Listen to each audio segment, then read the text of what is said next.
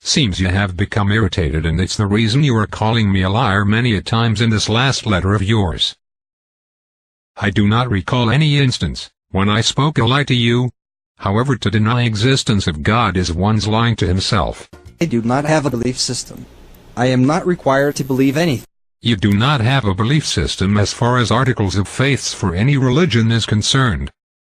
But what I am trying to convince you is that atheism is an ideology which starts with negation of God. And then it examines every evidence with the perspective that each and everything has, in some way, come into existence from simple things, and can be thus explained. There is no necessity of God. Atheists do not try to think of the possibility of existence of God.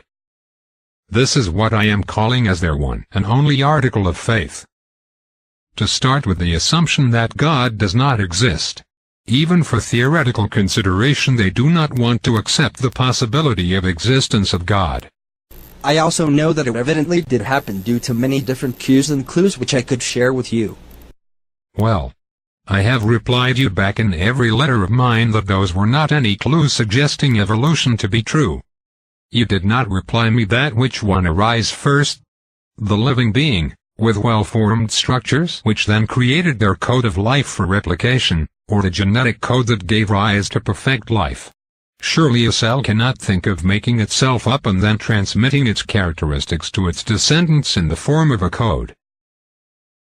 And RNA to get formed by itself, then replicate continuously, without getting destroyed, and then code for the cell membranes.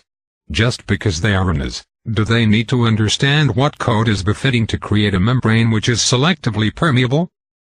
If that membrane was formed by chance, how will the RNA know how to transmit it to its progeny, how to localize it from destructive forces of nature? So, no, you have not convinced me of evolution. I do not yet know how the first life forms arose, but I know that science is revealing more and more in that area. You are trying to sound truthful by saying that you do not know how life started to exist, but you are actually trying to convince that science has got all answers, and ultimately you will be able to explain it once science progresses. This is the same type of faith that Darwin had, when he said that more unearthing of fossils will bring evidences in support of his theory, but the evidences that came up were destructive to Darwin's theory. It showed that living things abruptly arose on Earth within a short era of time, the Cambrian explosion. Then what? The theory of punctuated equilibrium was proposed because even an impossible explanation is acceptable to many but not the creation. I also know that the various fables men hope to erect in the place of knowledge are not true. The global flood, the Tower of Babel, the creation myth, all of these are certain not to have happened, and each are supported solely by the least credible proponents possible, using the most fallacious arguments imaginable, trying to squeeze their God in the dwindling gaps in our knowledge. It is not necessary for humans to know how they came into existence, rather it is more necessary to know why we exist. If we do not know that, we lose our life in vain doing that, which we are not supposed to do. It is the same thing like a student needs to know the course book thoroughly. He reads to pass exam and has no time to waste in reading unrelated things. Similarly, life is having a limited duration of span which differs for everyone but is of a maximum of 100 years for current individual. So if we do not know why we exist, we may waste our life in things which will not benefit our purpose of existence. We exist, and we know that we do exist, but why? You search for how, and keep considering one explanation after another, of how we might have come up without interference of an entity. Taking evidences after evidences as the final solution to the riddle, and hoping that this riddle will soon solve. But at the end, if existence of God is proven after 50 years, and you are already dead by that time, will you get an opportunity to rewind your life? I asked you about your problems with Islam and Quran, but you did not reply anything earlier. You are now quoting Bible. Muslims do not have any concept of Tower of Babel's global flood, 60,000 years old Earth, etc., etc. So do not mess Islam with Christianity. Muslims do believe in Jesus, peace be upon him, as one of God's prophet, but Quran corrects many misunderstandings of Christians about the concept of God. That's why sincere seekers of truth turn to Islam. I asked you earlier, what evidence you need befitting God's majesty? How about objectively verifiable evidence positively indicating such a thing, which does not also involve any confirmation bias, wherein I have to ignore everything else standing against that assumption? You have to think for yourself, what evidence will you accept, and then pray to God to give you proof of his existence.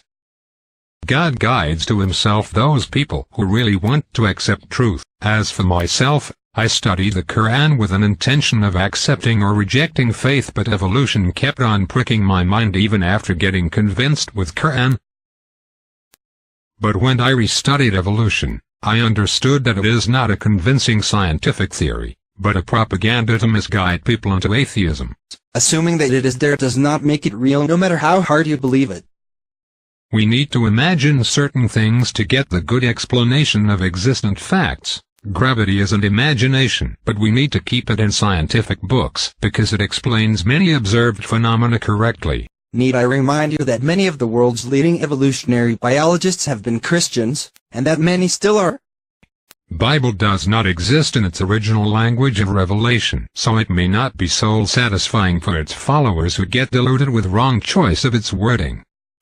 Take for example the creation story from Genesis and compare it with the Quran. Quran does not describe the 6 days of creation as consisting of mornings and evenings, so one cannot call Quran unscientific. The same as the description of living things arising on earth and their sequence, Quran is silent on these aspects, so it cannot be dismissed of being unscientific. In science, many things may be possible, and no possibility is ever dismissed until disproved. However, we can only posit what is supported as compared to what is not supported, and your God is not supported. The science has shown that there was a Big Bang which was well controlled to create the universe with galaxies and its stars.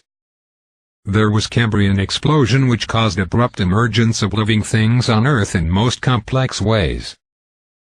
So science does give evidence in favor of theism. And how does it keep you stay an atheist? I do not know.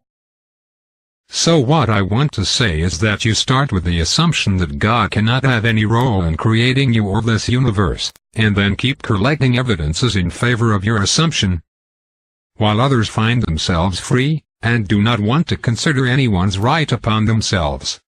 Another lie. Secular people are more tolerant and more sensitive to the rights of others than religious zealots ever are. History has shown that people who committed atrocities did not do it to please God. In fact, it was their racism and supremacism which was asking them to behave that way. God does not instruct humans to do injustice to each other.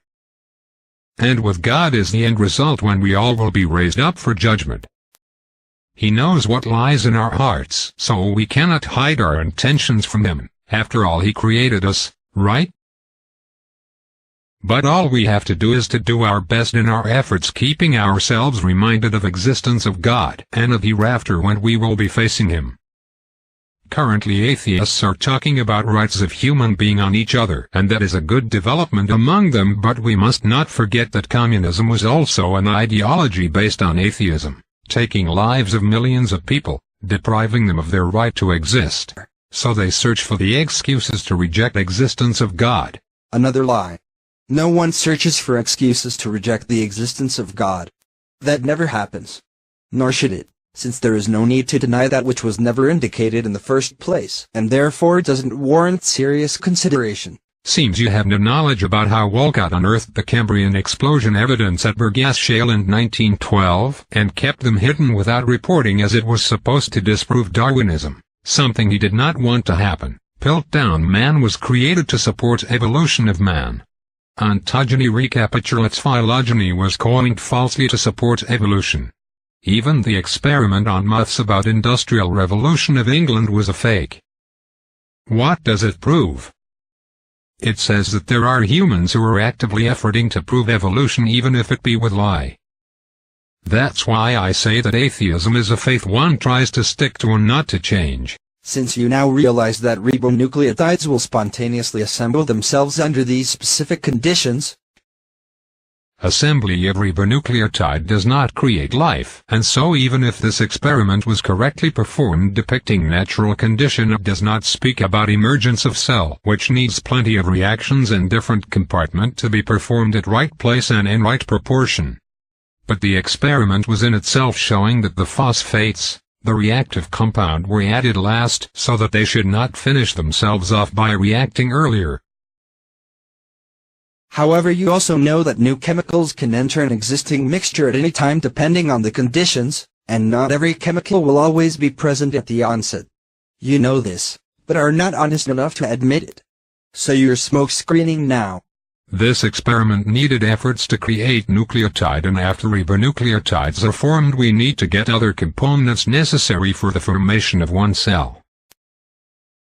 Craig Venter took so much of efforts to make a living cell replicate with another DNA, so these processes cannot just happen to originate and continue perpetually. So even if a few molecules of RNA get formed from nucleotides, there is a long journey of perpetual vigilance for the living cell to arise and then to continue existing without dying. Life cannot arise without God's directing it in a fully planned way.